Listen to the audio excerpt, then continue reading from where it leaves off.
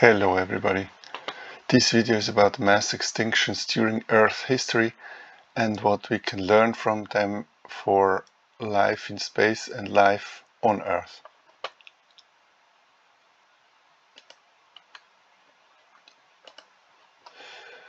Here there's an overview over some of the largest events.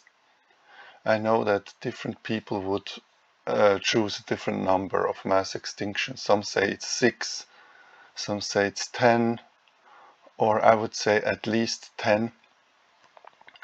And they go across the whole geological time frame from when the Earth was built until now.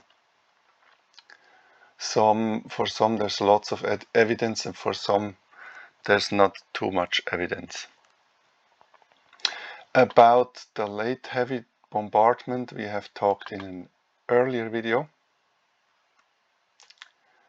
And then there's the 2 times there was the snowball Earth event, which was a glaciation, but not a normal glaciation, but just a very, very strong glaciation, although we don't know if it was complete or not.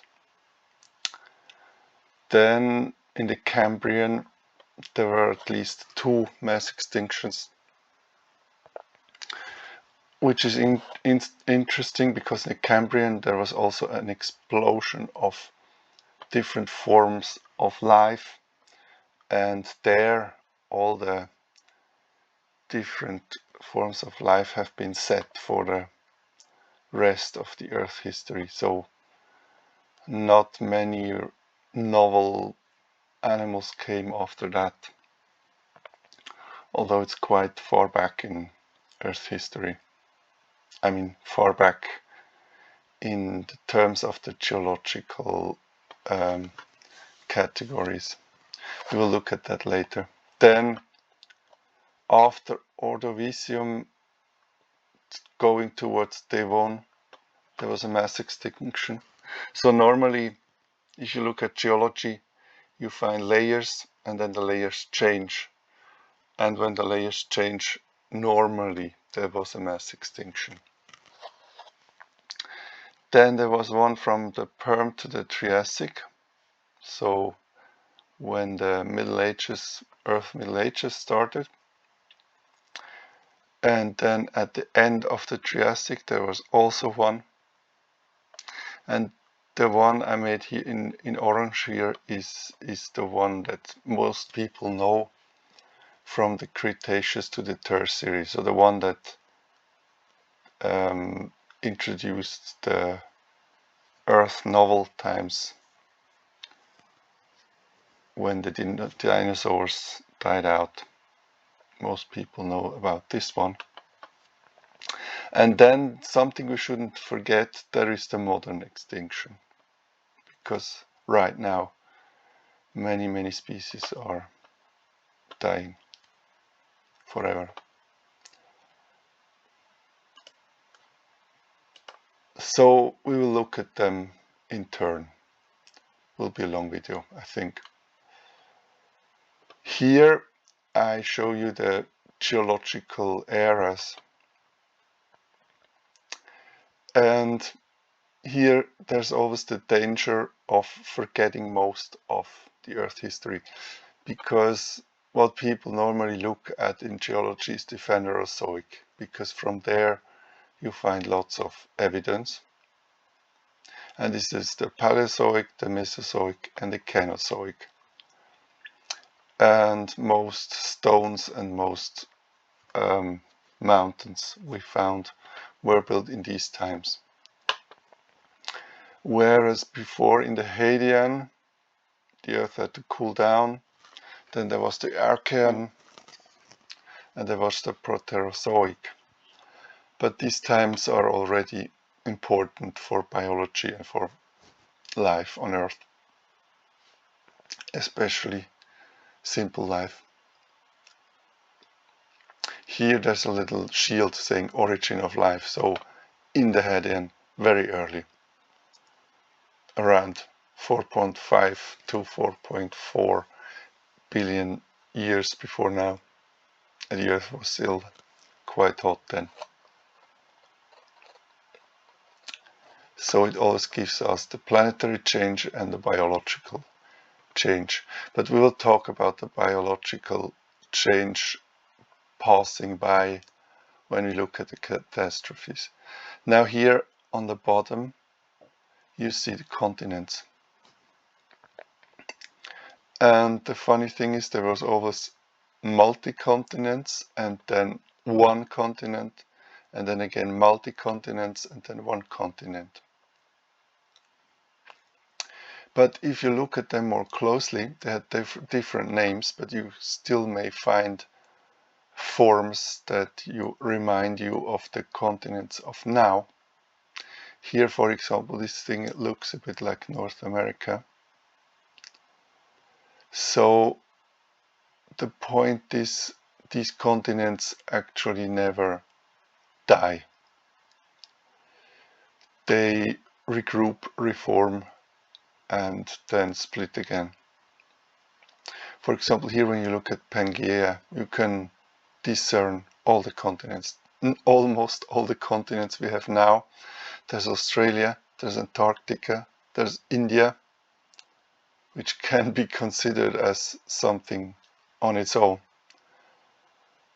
despite of being a part of Asia these days, but it has its own history.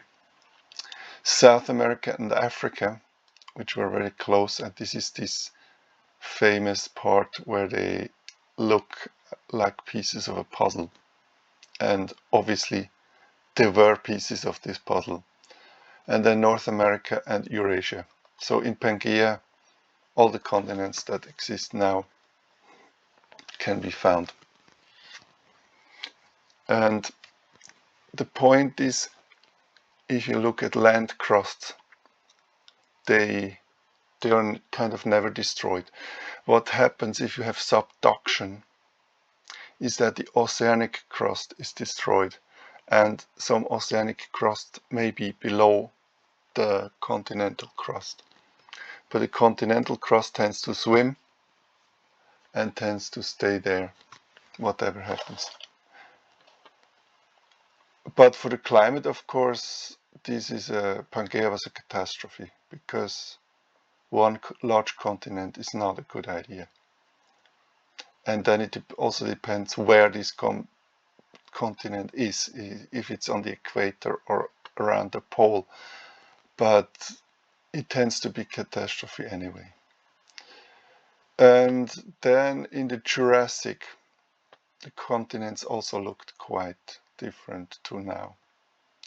I mean, Antarctic and Australia were gone from the rest, but all the other continents kind of still glued together, even Africa and South America. And Laurasia was a big continent not just containing North America and Asia and Europe, as far as Europe was there already back then, because Europe was the last continent to emerge. And here, as I already mentioned, the Cambrian explosion. And the Paleozoic again was almost half of the Phanerozoic. Mesozoic is when the dinosaurs lived, and the Cenozoic is tertiary, is when the Alps were made, and the Quaternary is what we're in now. So this was a short overview or geological history of the Earth.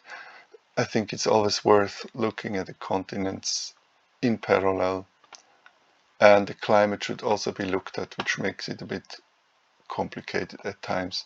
But the climate explains why some life forms thrived and some had hard times. And this is something I will also mention in the end when it comes to our time and the exceptional warming in our time. This will make problems for the animals, no question about that. So, taken together, I tried to give this mass extinction some colors. This one just because people know it well, and this one in white because it was a cold one. Normally mass extinctions tend to reflect climatic changes, regardless of their cause. They have to do with climate change normally. But some were also had to do with impacts which led to climate changes, or outbreaks of volcanoes that also led to climate change. We have many outbreaks of volcanoes every day, but they're small. There are large ones and they have an influence on the climate. But sometimes it's also not clear which causes had which importance for a single mass extinction event. So now it's time to start with the mass extinction events, otherwise we will be talking too long. First, about the late heavy bombardment, I gave you the link to my earlier video. This one is easiest to see on the moon, because on the front side of the moon, I don't know if you can call it front side, the side that is looking towards the Earth, there are these big holes that have been filled up by Maria, by volcanic activity, because the holes were so large that they went into the mantle, and then the mantle came up and filled the holes, like Mare Crisium, Serenitatis, Imbrium, Nectaris, and so on. And if you look at their ages, they're all between 3.9 and 3.85 billion years old. So in this time a lot happened. But as I mentioned in this video,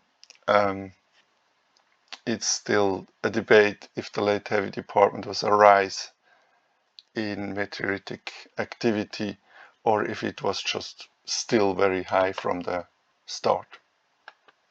But here, if you look at these ages, it looks as if there was a rise, explaining all these holes in the moon. The question is, how long did it take the moon to cool down after the catastrophic event that built the moon? So it may be that back then the moon just became solid, and then these things were made. It's also a bit funny that they're on the same side of the moon. There's no large Maria on the back side of the moon, just Mare Moscoviense, and it's very small. So the moon is completely different on this side and on the other side, which also led to its bound rotation, that one moon year and one moon day has the same length. So it always shows the same side to us. But about the late heavy bombardment, I recommend you to look at this other video. It has been published a couple of weeks earlier. Then there were the snowball Earth events. And there were two of these in a relatively short time. And so this time can be termed the cryogenian, because it was really quite cold back then. And the problem, as often in the times of mass extinctions, was the continents that were in the wrong place. So many continents were in the tropical, and you would think that this heats them up actually, but the contrary was the case, because the Earth as a whole reflected more light light away, it went cooler. And as we know, a couple of degrees can make a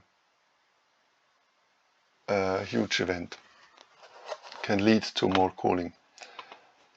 And this is what happened. So large parts of the Earth were frozen, not only of the land masses, but also of the sea, which is untypical for glacial events.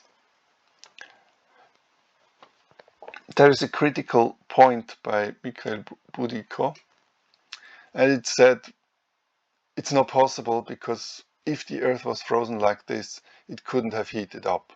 But I think this is not a valid point,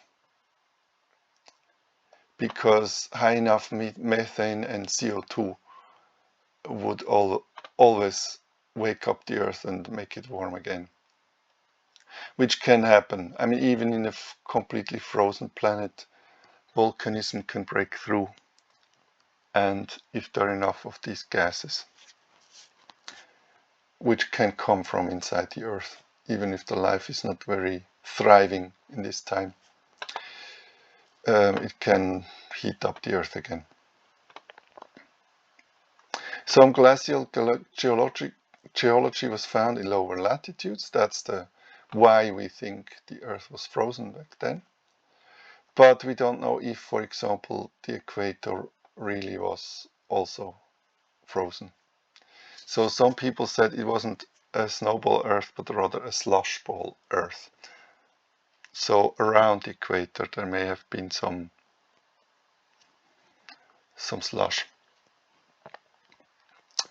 And there is an interesting hypothesis, because glaciation could have boosted land plants and their sexual conjugation, because it came around these times. So chlorophytes have been replaced and charophytes and embryophytes came. And this comes in as a bit of a surprise, because we always tend to think our plants, 95% of the plants that we see now, they came later. But obviously plants started very early to make sex, basically to exchange genetic material and make new forms already back then. I'm clearly not an expert of these forms of plants, but the point is they found new ways of replication back then. It's not clear if they could live on the glacier or something, or in the water, but obviously life as a whole survived the snowball Earth event. So this is about snowball Earth. This is from the paper cited. I always give the literature in the end in the description of the video. There are these different forms of plants, and this one started early and this one started a bit later. So most of them at the Cambrian or before the Cambrian.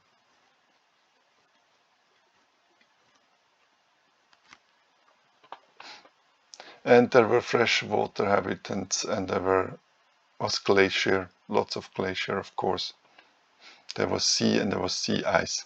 So the salty water was frozen, not all, but if you freeze salty water, the salt is concentrated in the remaining water, and this gets extremely salty, which keeps this water from freezing.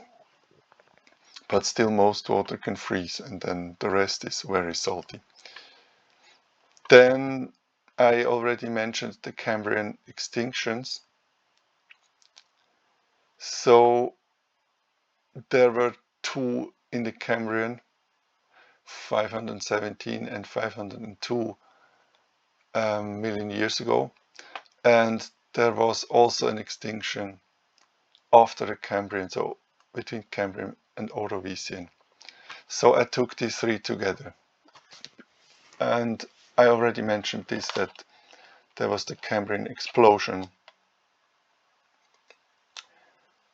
and basically hard animals appeared then. Before then there were trilobites and rather soft animals.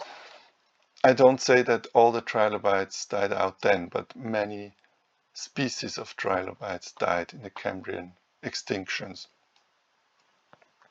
And here there's a plot that always comes, but be aware that this plot only counts maritime species, not the ones living on the land. And here in the Cambrian there are some extinction events. And if you look at the plot, the extinction events there were more extinction events in the beginning. I mean, after 542 million years ago. But later there were less in general, but the ones you see are more clearly seen because they're very high compared to the background. So this background goes down, sort of. And I tried to give you some old animals and some new animals, sea animals, as an example here.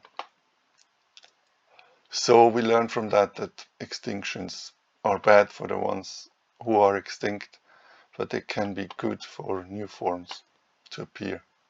Or maybe they appear before, but don't have a chance to make large numbers. And after an extinction, there's a bias, and the ones, some have advantage and can have larger numbers after that and survive long term. Here I say we don't know exactly what was the cause for the Cambrian extinctions. There may have been volcanic events, and critics say they didn't even exist. Or, as you can see, the peaks are not very clearly visible here. It's just a matter of counting fossils in the strata. And there is always the problem, as soon as the fossils become hard fossils, you can find them easily. But in the early times when there were no hard species, it's hard to know how many of them were there, because they tend to rot and you don't find anything most of the time. Then there was the Ordovician, Silurian, Devonian. It wasn't one event either, it was also a series of events, at least two, and basically in the sea at 445 and 372 million years ago. And so twice, roughly 85% of all marine species were wiped out. And what happened there? Again, there was a climate change. Gondwana moved to the South Pole. But there were also additional events, and we can't really tell which ones were the most catastrophic. We just can say that twice most species died out. Also, the ozone may have been gone due to gamma ray burst. That's also a hypothesis, a very close one at 6,000 light years. But there were also volcano outbreaks and asteroid impacts, so we don't know what was the cause or the most important cause. There may also have been lacks of oxygen and poisonous hydrogen sulfide, this time has been subsumed as slow suffocation, which is not a nice time to be alive. And there was a glaciation also due to sinking CO2 in the atmosphere. We see CO2 is a problem. Either you have too much or too little. And when you have too much or too little, there definitely is climate change. That's as a take-home message from these still early events. Nobody tells us what happened to the land animals. They may have had problems too, because climate change always needs adaptation. So some may go and some may thrive, especially if they're slow. If they're fast, it's catastrophic, more catastrophic. Then there's the Permo-Triassic event. So let's shortly go back and see here. Permo-Triassic.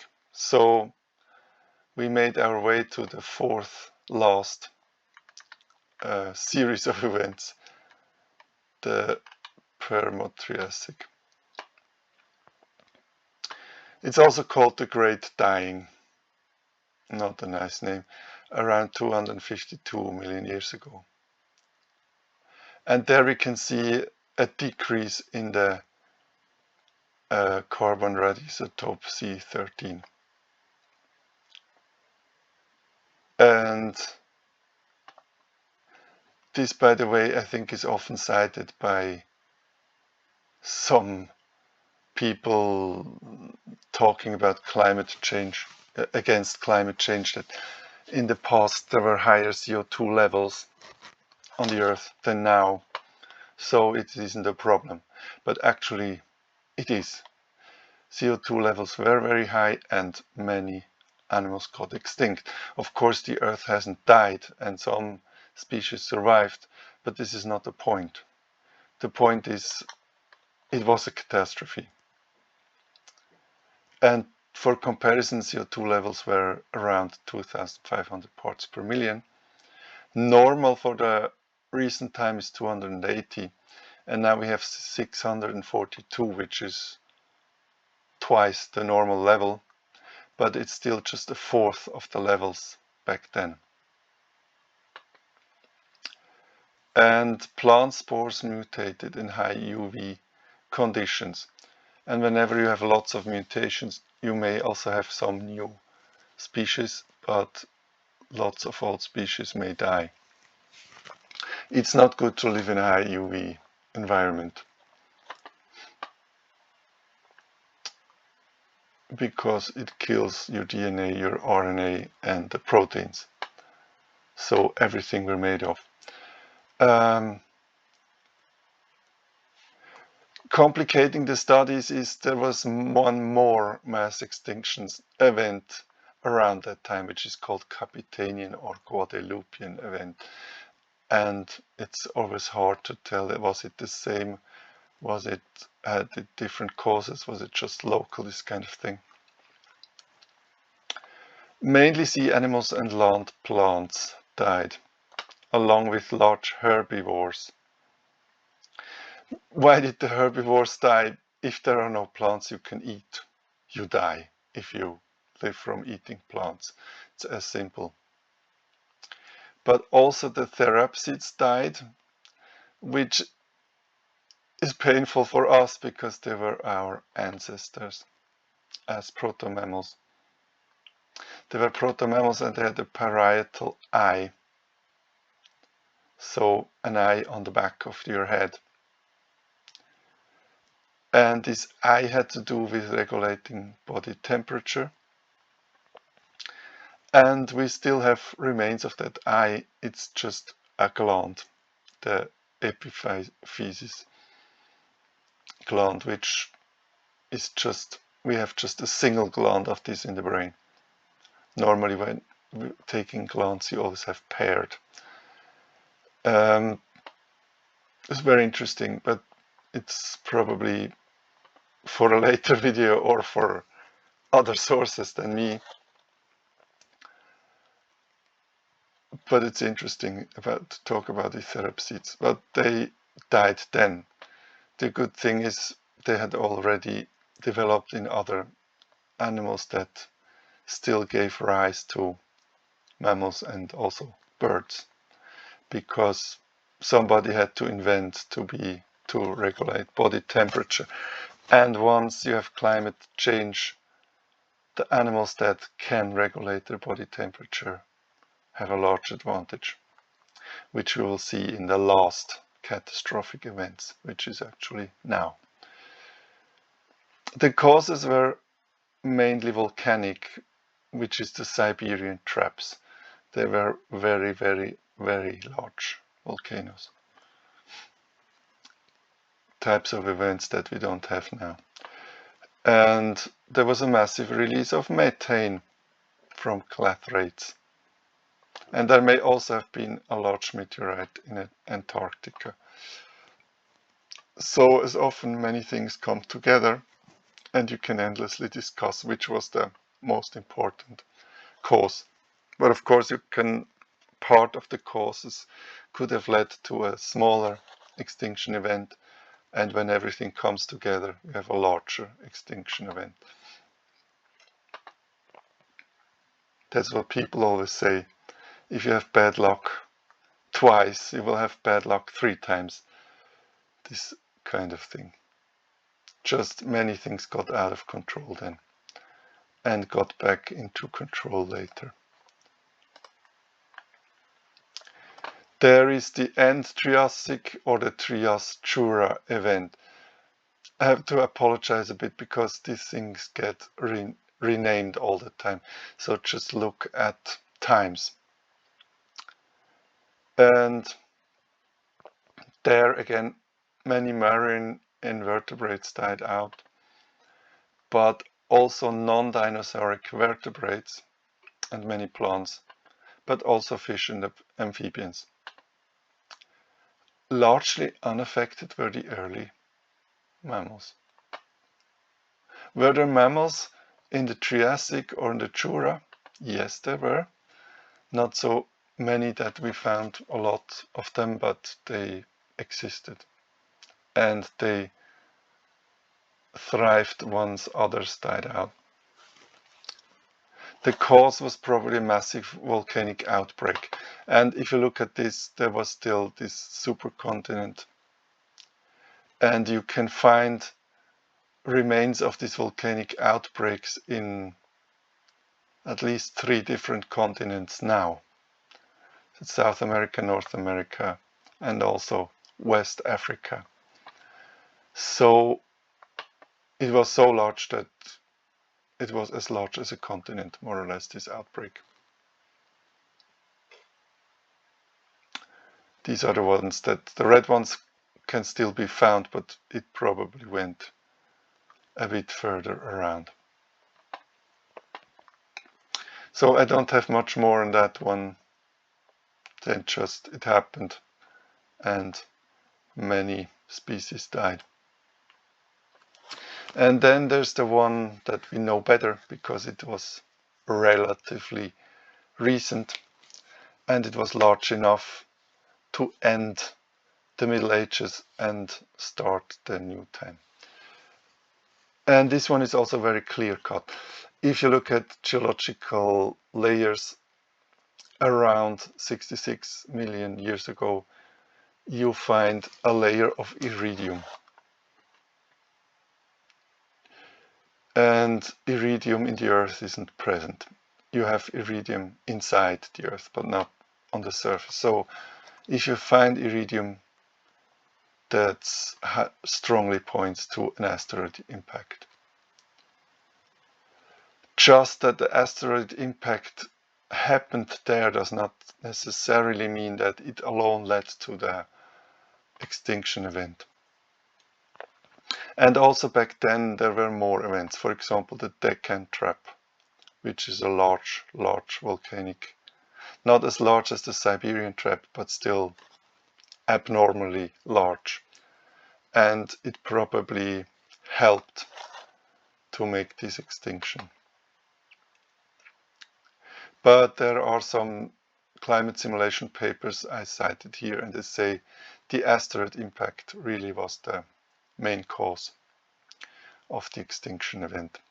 And we also know about the climate back then. And if you look at the temperature, it went up before and then it went down. So it was kind of a double catastrophe, because it's hard for species to adapt to fast changes. And this was a relatively fast change. But if you look at the amplitude of the change, I gave it here in red. It was just 2 degrees colder. And this led to also quite a lot of species dying.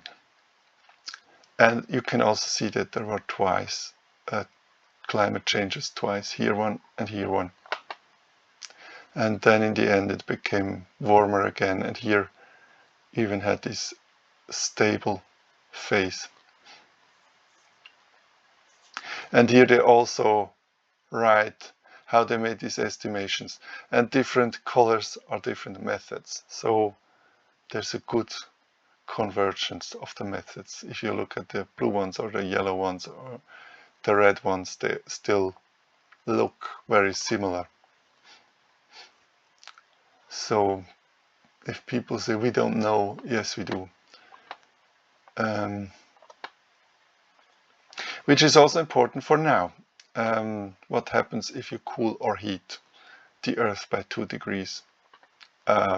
Lots of species will die.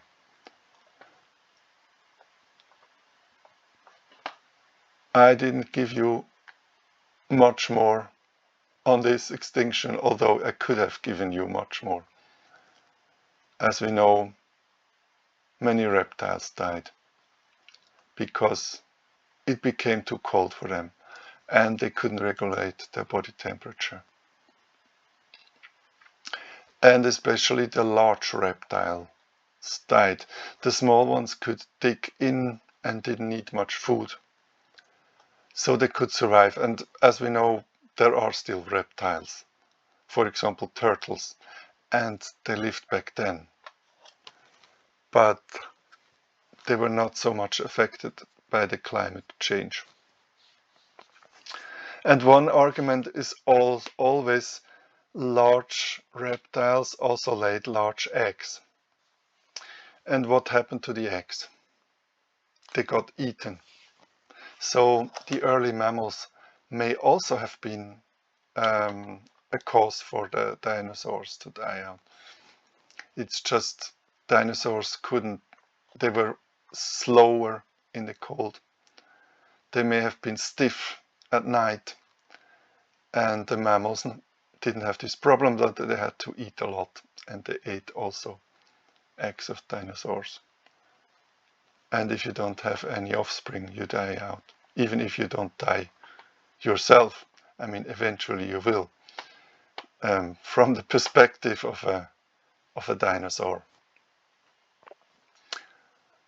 And yeah, in a way it's a normal thing, warming event and cooling event, but it happened fast.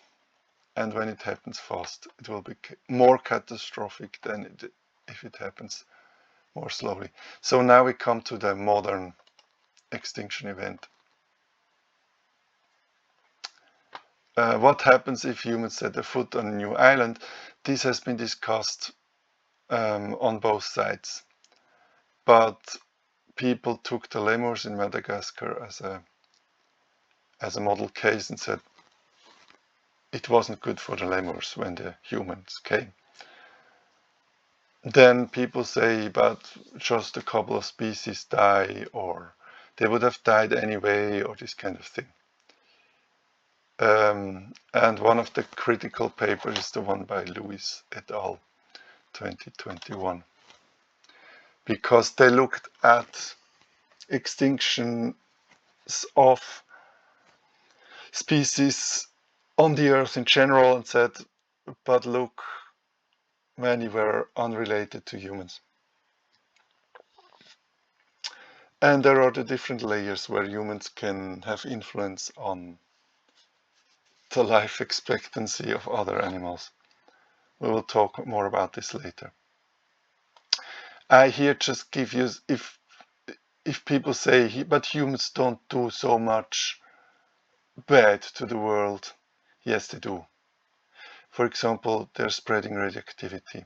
I'm going to show you one map of this.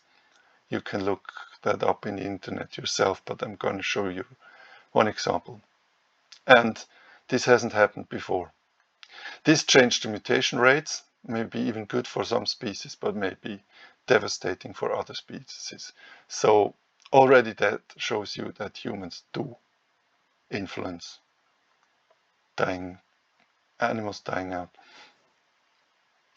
Big lakes of water are being depleted, and lots of this is done directly by humans, and lots also indirectly by humans, because if the climate gets hotter, these large lakes are dying faster. And it happens to most of the big lakes. You can say, but we still have enough water in the sea. Of course we do, but these lakes are fresh water and not salty water, and they become more and more salty. I'm going to show you this also on a slide. And here I just, on passing by, want to mention our Europeans' first world thinking, which has had, or still does, impact on other societies with this attitude, take everything you can, regardless. So if you have a bad influence on other humans, we also have a bad influence on animals and plants. Maybe not so much on bacteria. Just to remind you, it goes in parallel. If you do bad things to people, you also do bad things to the world, and the other way around.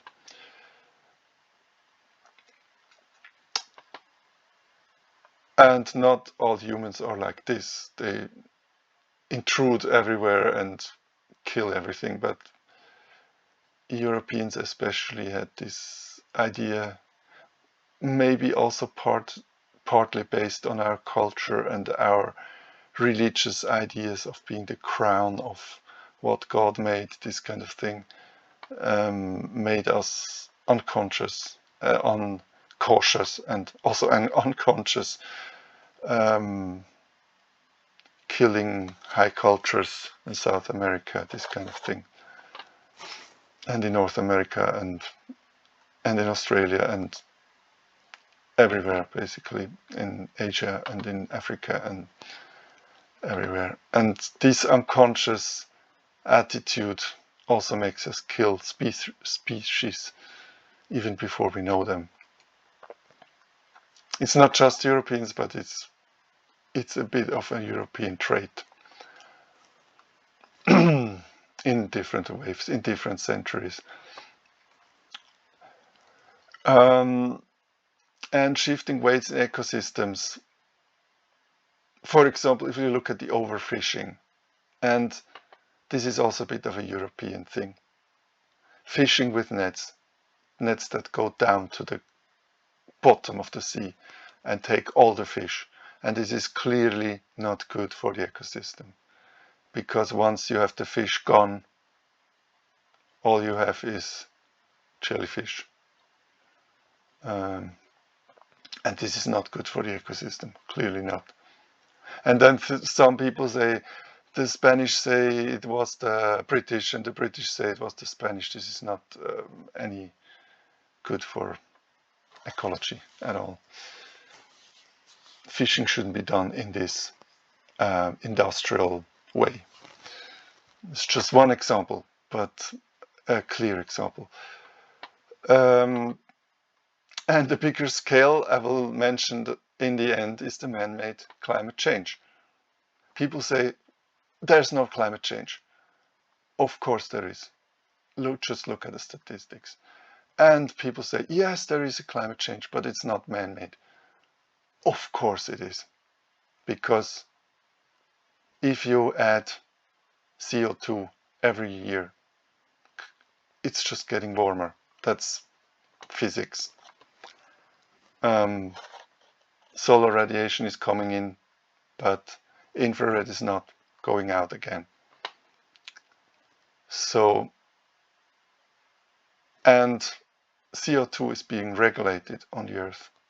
But the point is, if you add too much in too short time, it will add up. It will go up. And what happens then you can see in this past mass extinction.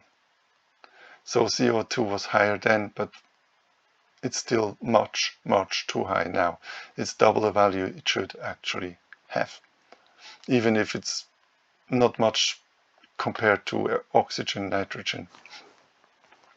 So we'll look at these things, not the one in brackets, although it's a very sad story, but at the other points. This is about radioactivity, and people tend to forget. Something bad happens and then you forget it. But so many bad things have happened around the Earth with radioactivity. Some were done on purpose, some were accidents. But look at the map. And I recommend you to look where you live, and because this map, I give you the link in the description of the video. Of course, I care about my country and around my country. There were things happening in England. There were things happening once in France. There were things happening on the border of Spain to France. Here, 2 American bombers crashed, and one bomber had 4 large nuclear bombs. And later 2 were dug out of 4, and the other 2 just crashed and contaminated this area.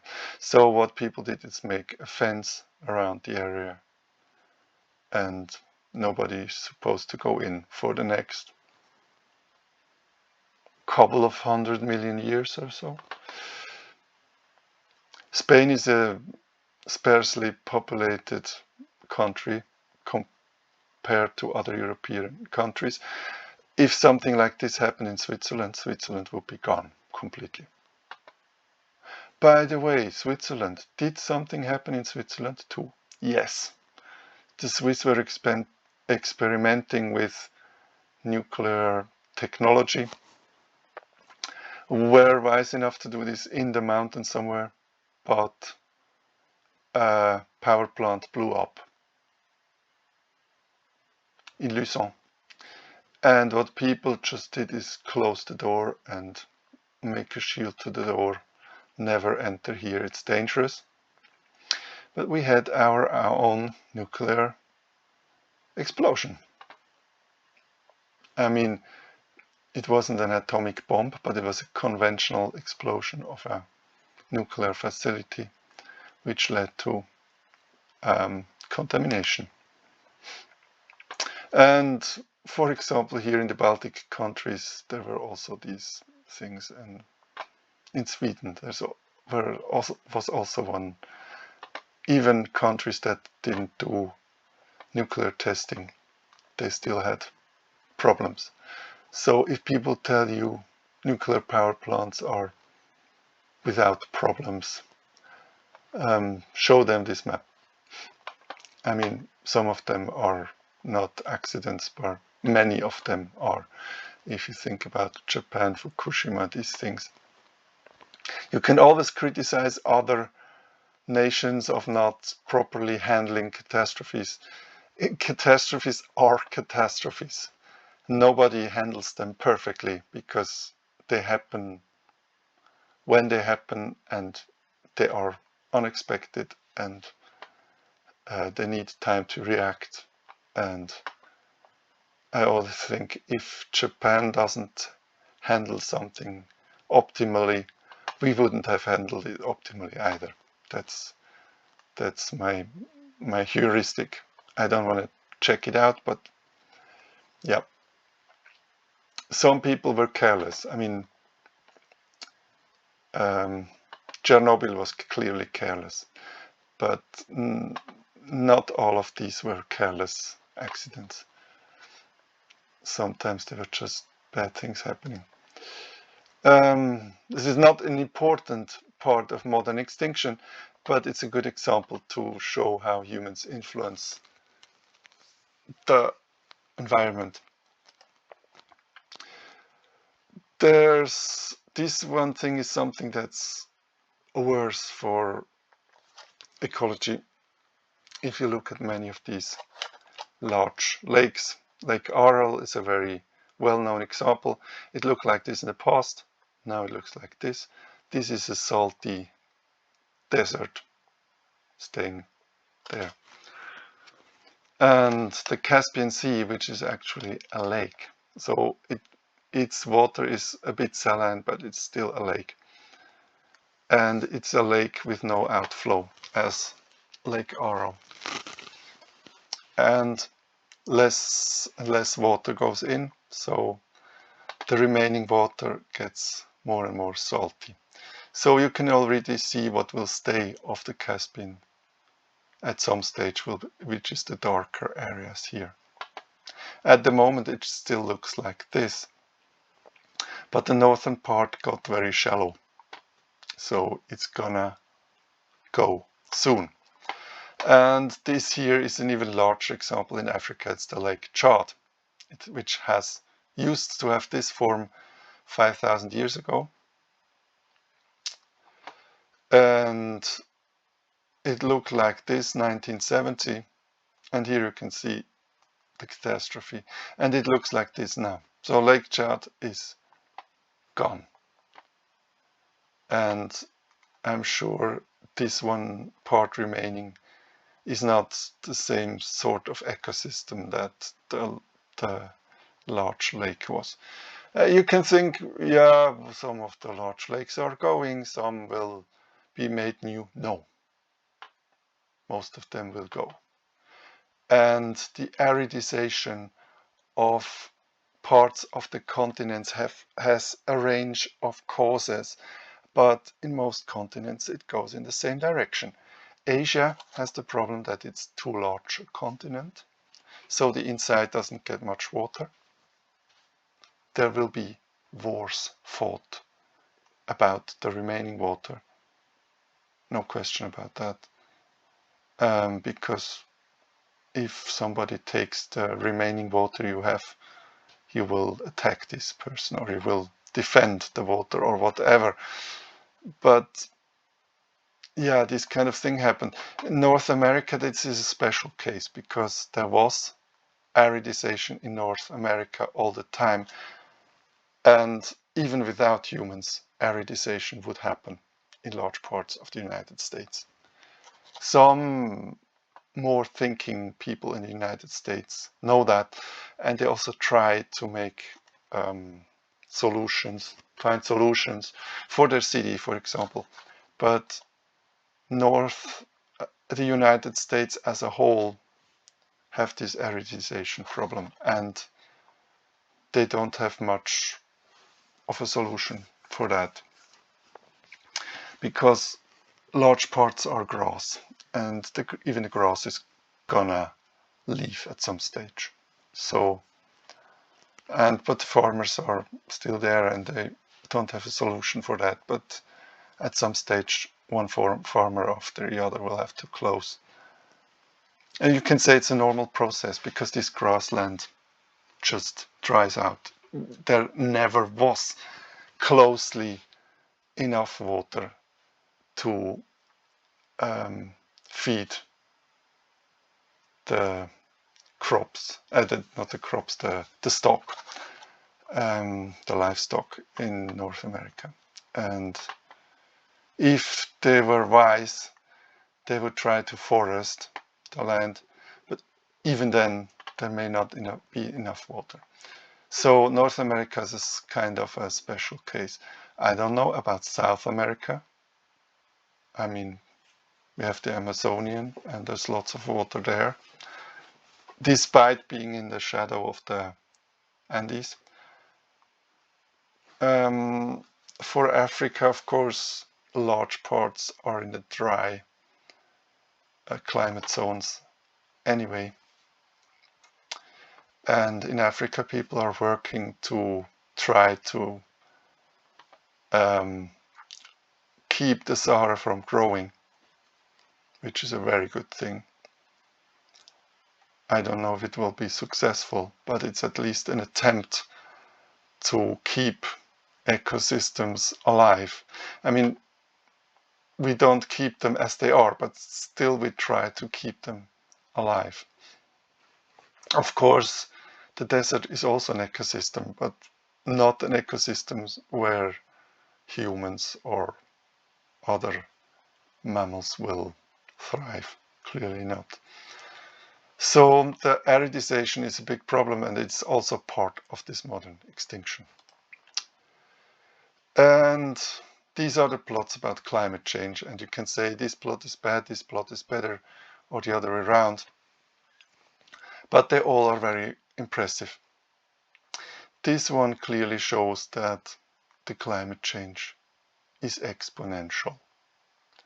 So climate change is a very neutral expression. It's actually not a climate change. It may have been a climate change here, because there was warming already in the first half of the 20th century. The warming actually started when industrialization started, so 17th century or something. But the large part of the industrialization began when the railways began, so around 1900. And then there was some lag. For a while, CO2 was absorbed successfully, and then there was more and more CO2 and methane and water in the atmosphere. And now it just came into this catastrophic part, which is exponential, and it should be called climate explosion, not climate change. I don't like this plot because it starts at some arbitrary time around, the zero is around 1960 or something. It should start here, or even earlier than that. And this is good about this plot. So you see, it even got cooler. We had the Little Ice Age. The Little Ice Age had a lot to do with the sun, not actually with the Earth, because solar activity was exceptionally low back then. It was not just low, it was exceptionally low, and this had an influence on the climate. And then you see what happens. There was the explosion. But here you think, oh, not too bad, 1.2 degrees. Why is the difference just 1.2 degrees? Because the plot didn't even reach 2000. There is a quarter century after that, and this quarter century just continued the explosion. It goes up like here. It will be out of this slide by now. So we got used to it. We got used to it a little bit. Oh yes, each year, when the year starts, you can say, oh, this year will be an exceptionally hot year. Maybe you're wrong in 4 out of 10 cases, but in 6 out of 10 cases, you can just say, this year will be catastrophically hot. Maybe not in our region, but on the Earth as a whole. And this is the man-made climate change. You can say, you're wrong. No, I'm not. I'm right. There's too much evidence telling false. It has become exponential. How do we get this down to linear, and how can we stabilize it? because it won't be just 2 degrees. I told you this one was 2 degrees to the cold side and it was catastrophic. And if we don't limit this exponential increase, it won't be 2 degrees. It will be at least 6 degrees or something. And then we're at the level that we never had in the Earth history, 6 degrees. 2 maybe, well, 2 won't be, 2 will happen for sure, because we're at 1.6 or something already, and we're in the exponential part. So we have to absorb CO2, and we have to limit, especially we have to limit new production of CO2 until the ecosystems, the sea and the stones will be able to downregulate CO2 enough to come in this range here. So if we don't put down the CO2 to this range of 300 ppm, the climate explosion will go on. Even if CO2 levels are not as high as they were here. But if they stay up here where we have them now,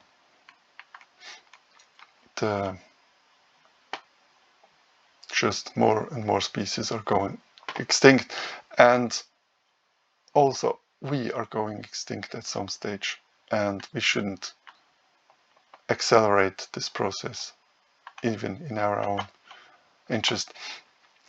So as a summary, there were 10 or more supposed mass extinction periods. Some of them are not so clear in the evidence, some of them are very clear. Main reason was always climate change, so we should be cautious with climate. And even if somebody comes and says we're not to blame, of course we are, but even if we're not to blame, we're responsible, because we have the means of influencing the climate, and we should use these means, not to let it go on one side very, very quickly. Otherwise, our offspring will just won't have a life. And the offspring of all the animals and plants. Impact events also had an influence, but on rarer cases, because it really needs large impacts to have an influence. So the Chicxulub impact that we see on the when the Quaternary time started 60 million years ago, this was a 20 kilometers rock that came down on the Earth. This is not very frequent. 1 or 2 kilometers could be already devastating for many species, but 20 clearly is a big catastrophe. So there the impact could have made problems alone, even without deck and trap and these things that happened more or less in parallel. The modern extinction is a mixture between massive climate change. I mean, you could say it's just 1.6 degrees. It is 1.6 degrees in just 20 years or 30 years. That's a lot. And it won't stay in 1.6 degrees. It will be double or triple that. And then it's a really, really large climate change. And the disturbance of ecosystems, of course. Here I just gave you a little example with the frogs. Humans build roads, and frogs can't pass roads safely. So if they can't pass roads, males are not going to find females or the other way around, and then there won't be any offspring. That's what happens. And humans make roads, but they make also fences, for example. They make barriers for animals and for plants. And once they reach less than 600, they're gonna die out. That's what happens.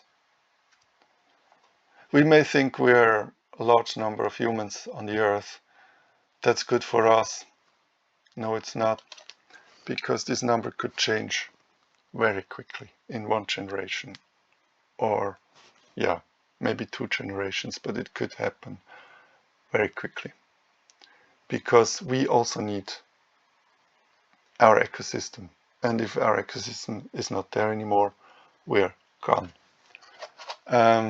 So we could also put ourselves into this, actually. Yeah, removing area, splittering area, taking out animals. For example, we know if you kill all the mosquitoes, people will think, oh, the mosquitoes are finally gone. But this completely changed everybody who eats the mosquitoes and everybody who needs the animals that eat the mosquitoes, things like that.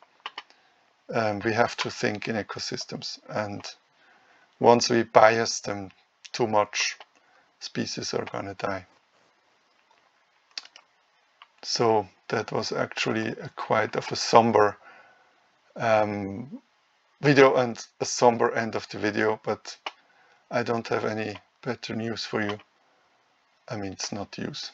Everybody should know about this because it will affect us all. Otherwise, we look like this lovable guy here. You see the volcanoes in the background, and back then, actually, volcanoes didn't kill this animal. It was, in that case, it was the asteroid that killed these animals.